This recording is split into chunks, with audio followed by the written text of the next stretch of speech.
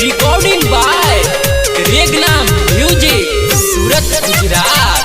Music by Deepak Diwani. I love you लिख ले बारी बड़ी प्यार से। आई लव यू लिख ले बारी बड़ी प्यार से। भेज ले बारी जान ग्रीटिंग कार्ड ससुराल से।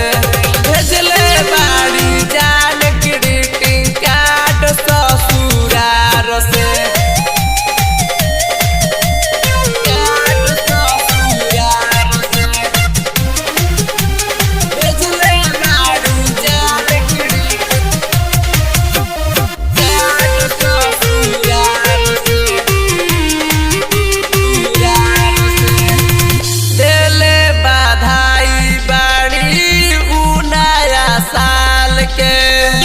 बीतल 20 दिन आइल खुशहाल के।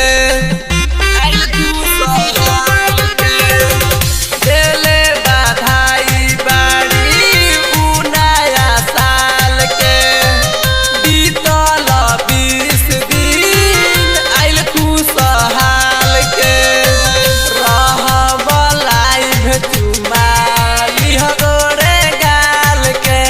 भोले बाड़ी दूर प्यारो तले बाजार से।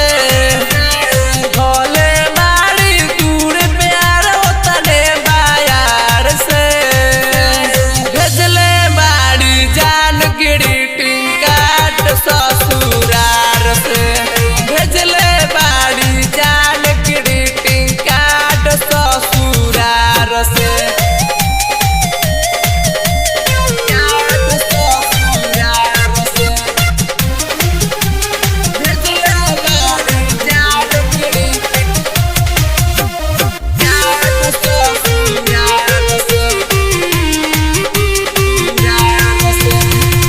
संकट से 20 बीतल